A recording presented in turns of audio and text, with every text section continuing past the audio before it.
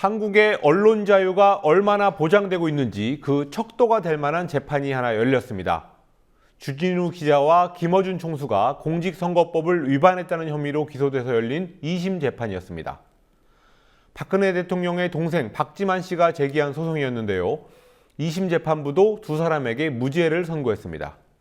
곽보아 PD가 보도합니다. 판사가 판결문 낭독을 마치자 방청석을 빼곡히 메운 낙곰수 팬클럽 등 100여 명이 일제히 환호하며 박수를 쏟아냈습니다. 김어준 딴지일보 총수와 주진우 시사인 기자는 재판정을 나온 후 사법부와 낙곰수 팬들에게 고마움을 표시했습니다.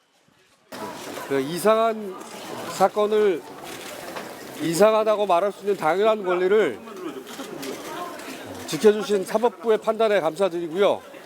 그리고 그 권리를 지지해주신 국내의 많은 분들에게 감사드립니다.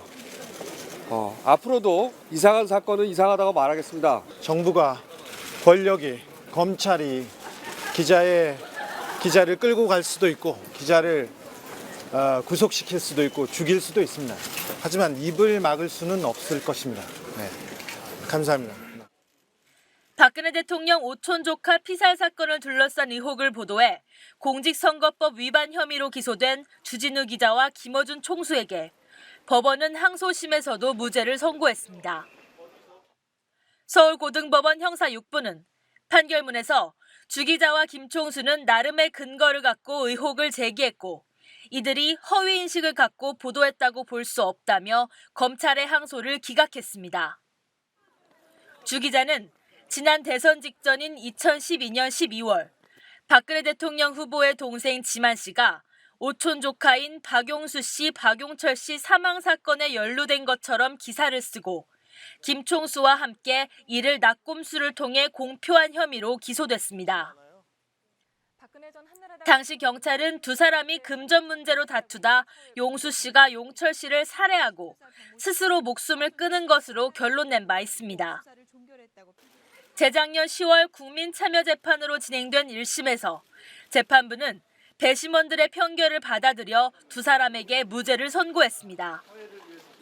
이후 검찰은 1심에서 재판부가 배심원의 불공정한 판단을 그대로 받아든 감성 재판을 했다며 항소했습니다. 하지만 오늘 재판부는 1심 배심원이 편향적으로 선정됐다고 보기 어렵고 항소심에서 원심 판단을 뒤집을 만한 충분한 사정이 나타나지 않는 한 1심 판단이 존중돼야 한다며 항소를 기각했습니다. 재판부는 이번 사건에 징역형을 내리는 것이 언론의 자기검열을 권장하는 일이 될 수도 있다고 봤습니다. 법원은 언론의 합리적인 의혹 제기까지 원천적으로 봉쇄돼선 안 된다며 나름의 분석과 평가를 거친 보도에 너무 쉽게 형사법을 적용한다면 공론장에서 토론하는 것을 스스로 망설이게 해 궁극적으로는 언론의 자유를 위축시킬 우려가 있다고 판단했습니다. 재판부는 피고인들은 의혹을 제기했을 뿐이고 그 정보를 받아들일지 말지 판단하는 것은 독자나 청취자의 몫이라고 덧붙였습니다. 재판부는 또 언론 자유는 민주국가에서 가장 중요한 기본권 중 하나라며 언론 활동이 헌법을 침해하지 않는 한 최대한 존중돼야 한다고 강조했습니다.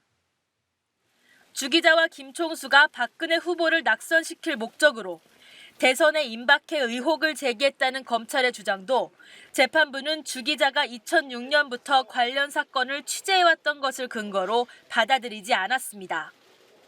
이 밖에 주 기자가 2011년 10월 열린 한 출판 기념회에서 박정희 전 대통령에 대한 잘못된 사실을 언급해 기소된 사건에 대해서도 재판부는 발언 중 수사적으로 과장한 부분만 떼어내 형사적 책임을 물으면 표현의 자유를 제약할 우려가 있다며 무죄를 선고했습니다.